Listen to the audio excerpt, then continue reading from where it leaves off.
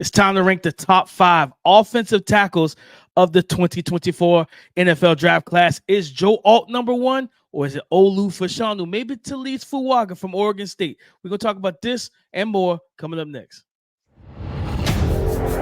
You are Locked On NFL Draft, your daily podcast covering the NFL Draft. Part of the Locked On Podcast Network, your team every day.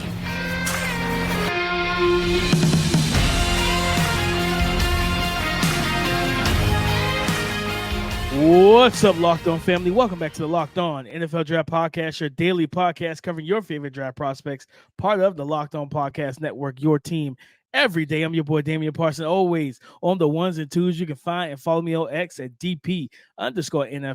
I'm a national scout and a senior draft analyst. And thank you for making Locked On NFL Draft your first listen today and every day. Shout out for being our everydayers. And you know, I got to kick this intro to my guy, Mr. LSU himself, Keith Sanchez. You can find and follow him on X at The Talent Code. Keep talking to him, baby.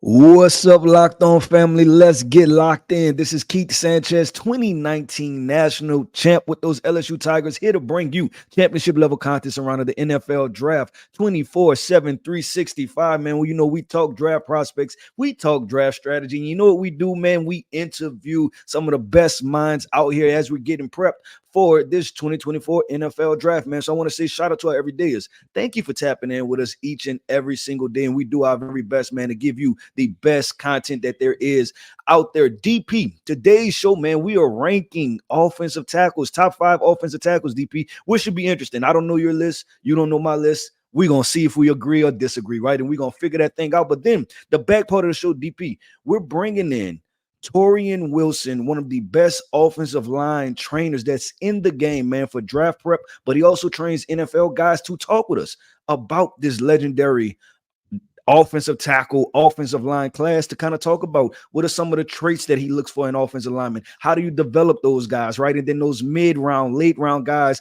that end up making a roster, how do they get to that point, right? So we're going to have a really good conversation with DP. Before we get started, man, why don't you hit him with our title sponsor? Today's episode is brought to you by FanDuel. Make every moment more. Right now, new customers get $150 in bonus bets with any winning $5 bet. That's $150 if your bet wins. Visit FanDuel.com/locked-on to get started. Top 5 offensive tackles, Keith, and I'll go ahead and start first with my list, all right? You start first. Let's see. I'm going to start first, brother, at number 1. And it's flipped. It was one way at first, but I flipped. At number 1, I have Joe Alt from Notre Dame, slightly ahead at number 1. Number 2, I got Olu Fashanu, so that's like 1A, 1B, right? At number 3, I do have Oregon State's Talise Fuaga at number 3. At number 4, I have J.C. Latham out of Alabama. And at number 5, this was a tough one, Keith, but I'm going to go with Amarius Mims, tackle out of Georgia. Okay, so I'm about to say mine, and I know where we stand. Joe Alt, I have him at number 1. Olu Fashanu, I have at 2, which same. Talise Fuaga, I have at number 3. Then DP, it gets a little curveball-ish for me. DP, I'm buying in on the Troy Fashanu hype. And not just the hype, right? But I think the momentum is picking up. I think this is a very athletic guy. And then 5th place, DP, I'm going with Kingsley Suamataia. I think there's so much value in him playing left tackle and right tackle, which is a very interesting conversation, you know, just to have as far as, you know, with the value of a player. So that's my top 5, man. And it was tough. And I think once I got through a good bit of guys, then you're kind of able to reset and be like, okay, this is how I feel. But the tackle class is so talented, right? You always feel like you're leaving off somebody, and everybody knows I love J.C. Latham. Think he's extremely talented guy, right? But it just now we're splitting hairs as far as, you know, who to put in the top 5, who not.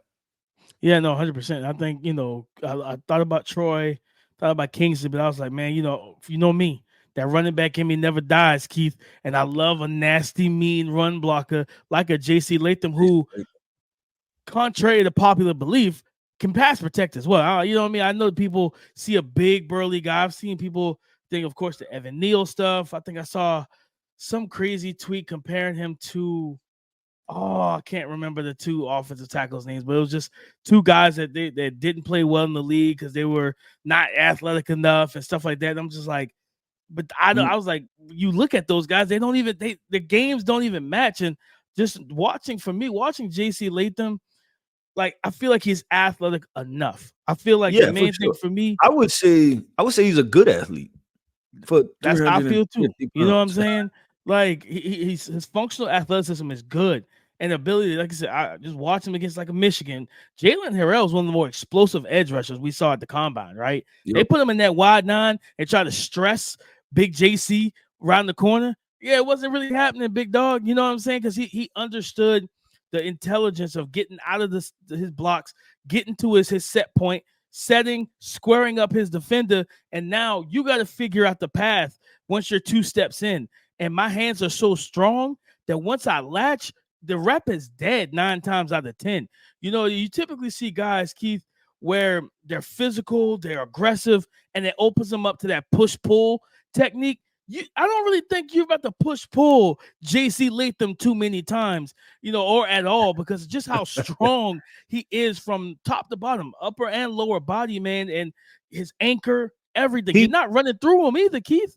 Yeah, no, you're not. The part with JC that I said he has to work on is the time he gets over aggressive, right? And I can't remember what game it was, man.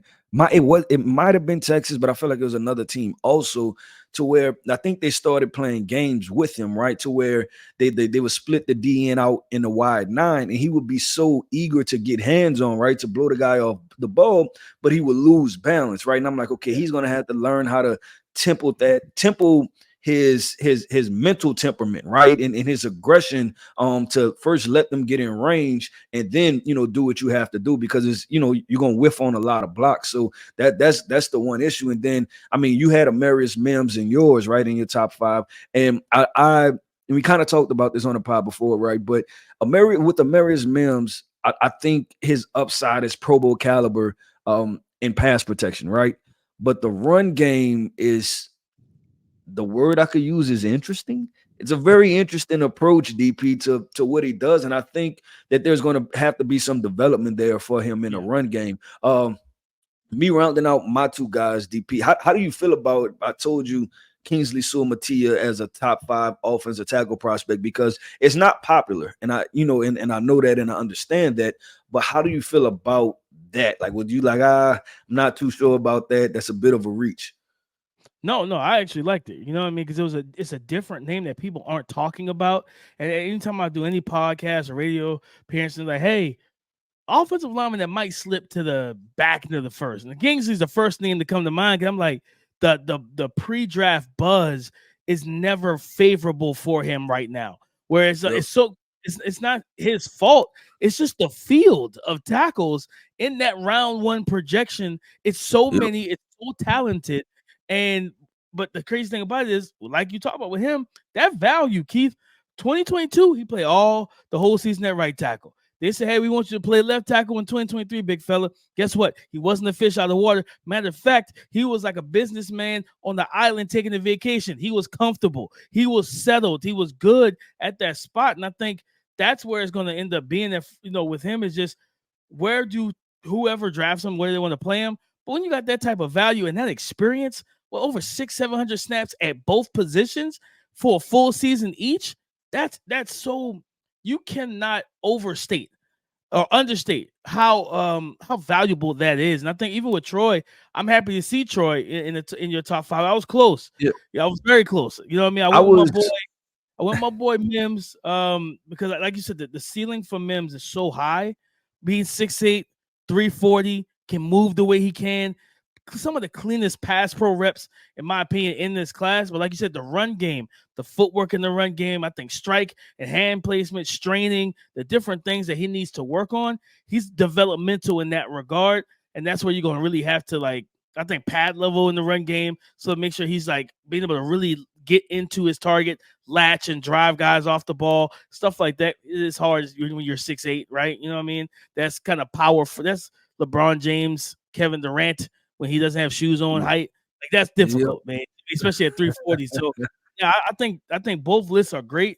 And I think you truly can make a case for any of these guys to be top 5. You know what I mean? Then, Keith, we left out like Tyler Guyton. You know what I mean? Yeah, We left Tyler Guyton out of this whole thing.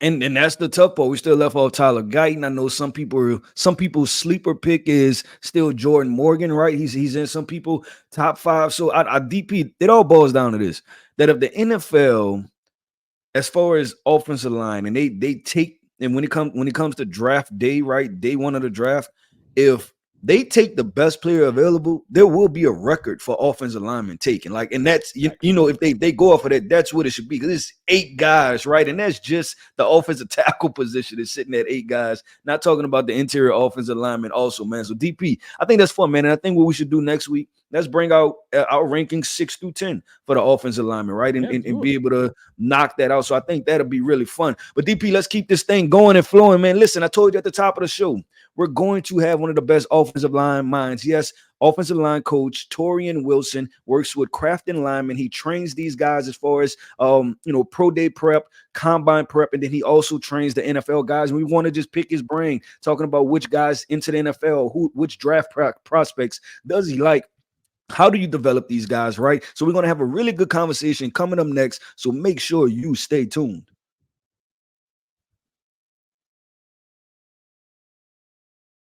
Passion, drive, patience. What brings home the winning trophy is also what keeps your number one ride or die alive. eBay Motors has everything you need to maintain your vehicle and level it up to peak performance. From superchargers, roof racks, exhaust kits, LED headlights, and so much more. Whether you're into speed, power, or style, eBay Motors has got you covered. With over 122 million parts for your number one ride or die, you'll always find exactly what you're looking for. And with eBay Guaranteed Fit, your part is guaranteed to fit your ride every time or your money back. Because with eBay Motors, you're burning rubber and not cash. So guys, it's very simple.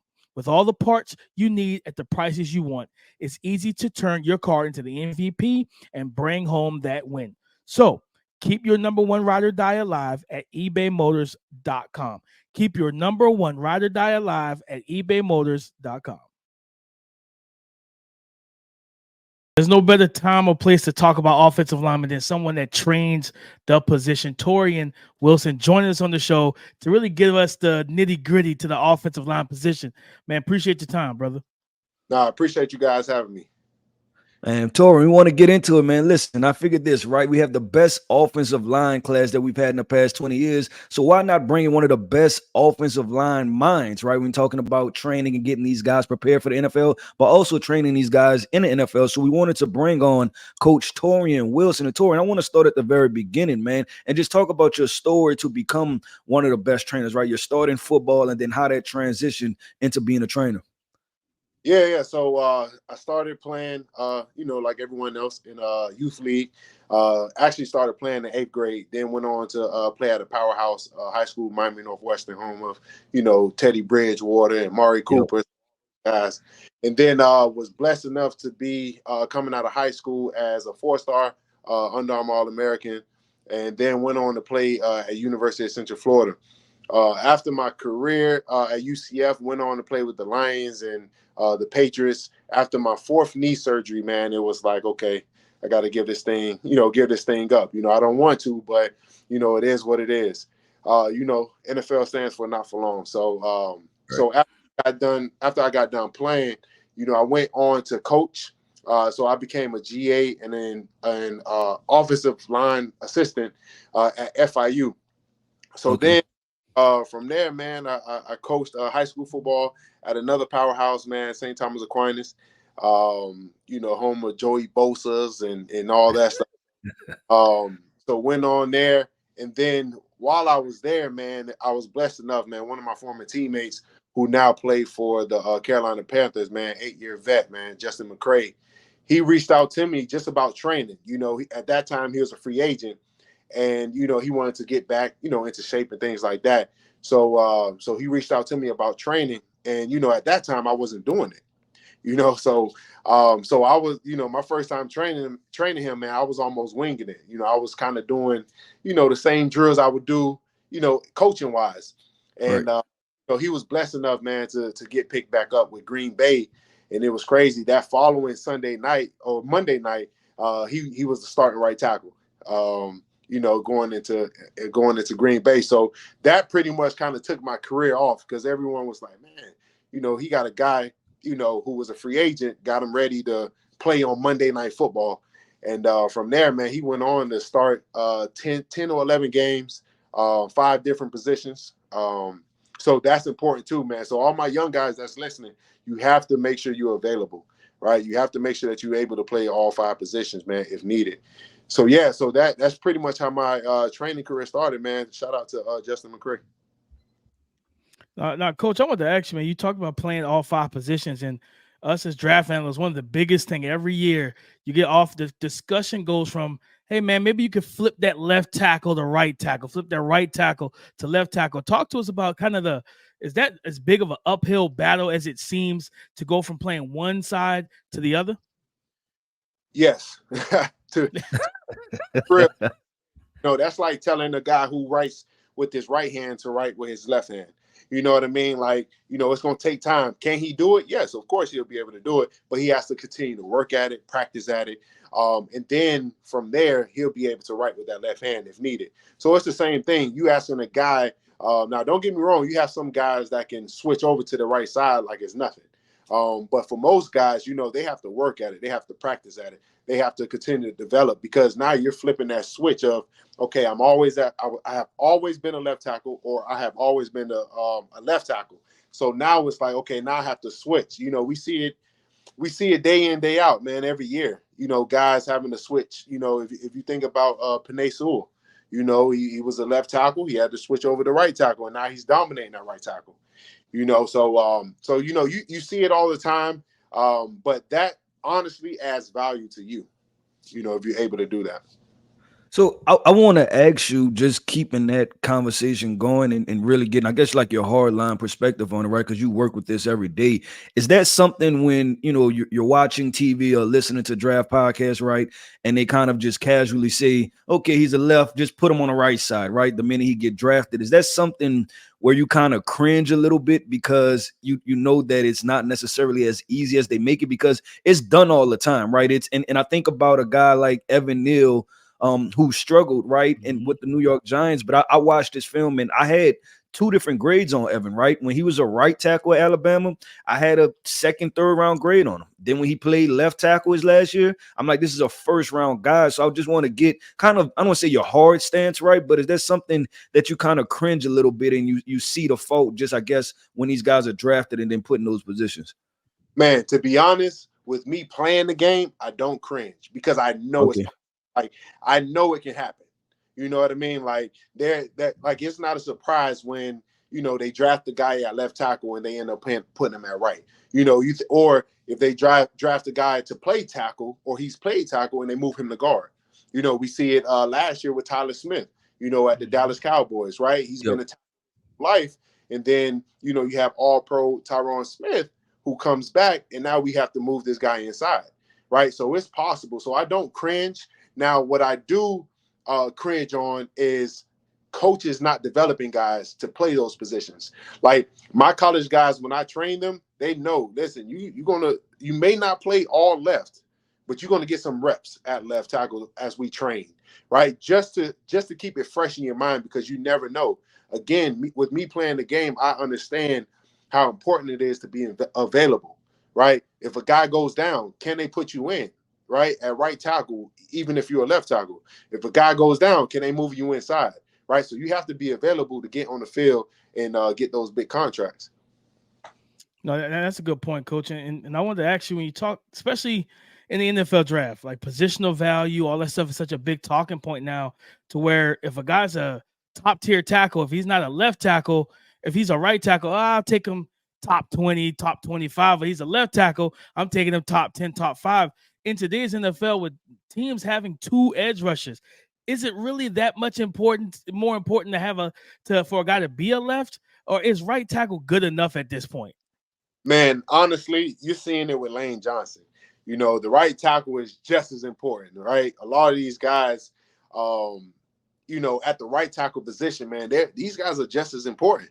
because like you said, sometimes, man, you having two guys off the edge that's running the 4-4, 4-5, right? So it's important, you see it again too with 49ers taking Chase Young, and now you have Bosa. So now it's like, okay, where do we slide our you know what I mean? So, both tackles, whether you at left or right, you have to bow up and man up, right? And make sure that you handle your business.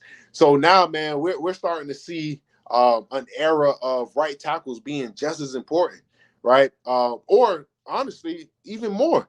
Because when you think of most of the defensive ends, right, the top defensive ends, a lot of those guys play over the right tackle, right? Because they know that the left tackle is probably their best guy. So I know move around a little bit to get a sack or try to get a sack. So that right tackle is just as important now. Yeah, I want to jump into this, and I appreciate that answer. I want to jump in. You mentioned something with the coaches, right? NFL development, and right now, with the whole part of the process is hey, taking these, I guess, high level athletes, right, and then saying we'll develop them, right? They could be extremely raw, but they're 6'5", 6'6", run a 4.8. But when you watch the film, there's a whole lot that's not there. What is your take on assuming development, right? Or the process of developing these guys? Because that's always a gray area, man. I get nervous as a talent evaluator, right? Is when a guy hasn't done it in college and then automatically assuming that he's going to be able to do it in the NFL. So from you, a guy that develops these guys, that works with these guys, that's seen hundreds of players already, what is your take on a development process in the NFL, and where should we fall with it as talent evaluators? Man, honestly, it really comes down to guys like myself. Guys like BT Jordan, guys who train, these athletes, because, a lot of times, man, we're the ones that have to get them prepared for when they get to camp or get to OTAs or get to the season. So they're seeing us first. So we have to make sure as trainers and developers to make sure that these guys are being able to work multiple positions. So now when they get to their team, they're able to do that. As far as when it comes to developers that's inside the league or inside college, I think it's a great area, like you said, because it's all predicated on projections. What do I think he can do when I get to that? Now, you have some guys that pan out, right? Some guys that can do it. Like I said, like I mentioned earlier, Penn Sewell, right? He's just a freak athlete, right? Then you have some guys that may not pan out, right? So if he doesn't pan out, doesn't mean that he's not a good player, or just put him at the right position and let him continue to develop, right? So I think sometimes, man, coaches put guys where they need them rather than where they, always fit in, so I think that, that's really kind of that gray area, man, because a lot of times it's more of a need than, okay, what do I think he can do, or try to get him at different positions. As a coach, you need a guy to come in and play a certain position. And, that's pretty much kind of tough. Say goodbye to busted brackets, because FanDuel lets you bet on every game of the tourney. Whether you're betting on a big upset or a 1 seed, it's time to go dancing on America's #1 sportsbook. Right now, new customers get $200 in bonus bets if your first $5 bet wins. I want to repeat that for you. Right now, new customers get $200 in bonus bets if your first $5 bet wins. That's $200 to use on point spreads, money lines. You can even pick who's going to win it all. So, guys, it's very simple here. All you need to do is this. Just visit FanDuel.com/locked-on and bet on college hoops until they cut down those nets. Bet on. Just visit FanDuel.com/locked-on and bet on college hoops until they cut down the nets. No, I love that answer. And to kind of piggyback off of it, right? You talk about these guys needing coaches like you and BT Jordan, Duke Manny, those type of guys. Like, how important is that offseason one-on-one personal coach for these offensive linemen compared to when they get to the league and, when they get to the season, they have their O-line coach. They're being taught different things, specifically for the team. But how important is that offseason solo work to help that development, even if what they're being told or the position they're put in with the team isn't the greatest? How important is that solo time in the offseason? Oh, it's crucial. It's crucial, because we're getting those guys prepared for the season, for training camp, for OTAs. You have to think, once you get to OTAs or once you get to training camp, coaches are more of scheme coaches, right? They're scheming things up, right? We're the guys that's really working on just those little details to make sure that when you get to where you need to get to, right, you're ready to roll, right? There may be some fine tuning, obviously based on scheme, but for the overall picture, for the big picture, we're making sure that these guys are prepared, as they get to OTAs and training camp in the season. Yep. Now I want to transition to this draft class, and it's two different topics. First, I want to talk about when you're looking at a player and you're talking about ceilings, right? These Pro Bowl guys, all pro players, NFL starters. You're a trainer, right? But you have to evaluate these guys. When these guys walk up and you watch and be like, this guy is this. So I want to ask you just some non-negotiables when it comes to traits, right? When you watch some of the high-level players that you train and some of the things, some of the traits, whether that's physical or mental, that you see that transcends all of the different players that play at a high level. Yeah. So to kind of go off of what you first said as far as with evaluation. So, when guys come in, that's the first thing we do. We have to evaluate. I want to take you through a stretch test. I want to take you through some small position work. I want to see how you move. I want to see, are you flexible? I want to see where you're lacking flexibility and mobility, right? So now that pretty much kind of caters to what I have to do around you. Because one thing I always tell guys, man, everyone isn't the same. The way I train one player may not be the way I have to train another guy. And then you have certain guys that may, can be trained the same way, right? So you have to understand the player that you're working with, the player that you're training. Then kind of moving on to the second question, right? So some of the traits that's like non-negotiable. One is obviously one of the traits that guys are looking for is height, right? Height, weight, based on the position that he's playing, right? If he's a tackle, right, I'm looking at a guy that's 6'5" or better.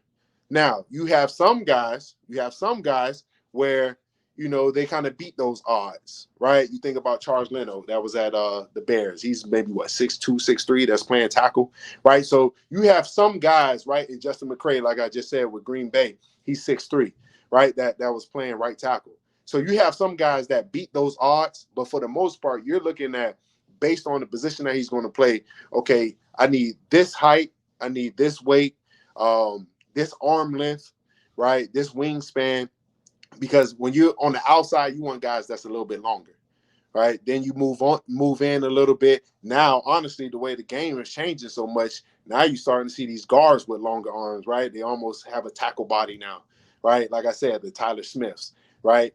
So he's 6'5", long wingspan, right? So because now what's happening with that is you're getting guys being able to, hold the fork down a little bit more in the inside. And then when you go into the center position, right, you can have a guys who's a little bit shorter. Then again, the next thing I'm looking for as well is, again, like I said earlier, the mobility, flexibility, right? His ankles mobility, his knee mobility, his hips, all right, his range of motion in his shoulders, right? Does he has a good punch? Is he explosive? When I'm talking about film work, right? Watching him on film, is he explosive? Does he stop his feet on contact? So there's a lot of different things that goes into it. Two of the biggest things that I look for, this is me personally, is he intelligent, right? Is he going to get the job done, right? Is he knowledgeable? And then another thing too is, can I trust him, right? As a trainer, I have to be able to trust that you're going to get the job done, that you're going to focus on your eating, right? You have to trust that I'm going to get the job done as well, right? And then the last thing is grit, right? Is he going to push through? When we're talking about the draft process, right? It's an 8 to 10 week long process. It gets repetitive, right? It's it almost seems like camp, right? We experience it every year. At some point around that 6th week, guys start to feel it, right? So Yeah. do you grit, right? The grit to push through it, to understand your why, right? Why you're doing what you're doing, right? Understanding that you have people counting on you. So do you have the mentality, the grit to like push through that? So those things are just something that I look for as far as intangibles when it comes to O-line. Yep. Coach, I want to. yeah, go ahead, Keith. All right, cool. Now, I want to transition to this draft class, man, because we have so many highly skilled, talented, right, all-time draft class, man. I just want to ask you a couple of your quick takes, right, about the top of the draft class. Get your quick take, man, and doesn't have to be long, right? But the Joe Alts, the Olu Fashanus, the Talise Fuagas, Kingsley Samatia, and do you have a sleeper guy in this draft class? Yeah, I mean this draft class is very, very loaded. You have all these guys, man, that's coming out that has the potential to go as high as you want, man. I think, that the first round may set a record when it comes to O-linemen that drafted this year, right? So that's huge. That's big. So for the guys who's kind of, in that late round, that's what you want to see. You want to see guys start coming off the board because it's going to help you out. I think, again, like the Joe Alts, the JC Latham, like those guys are super athletic, right? Those guys are gritty. Those guys play with great technique. And, at the end of the day, one of the biggest things I enjoy watching is guys being nasty and physical, right? So that's the biggest thing, the biggest take when I look at a lot of these guys. As far as with the sleeper, man, I think there's a couple guys, man, now that I'm working with now, man, that I think is going to really show up, man. You have the KT Leviston from Kansas State. So that kid is super athletic, man. I was blessed enough to work with him.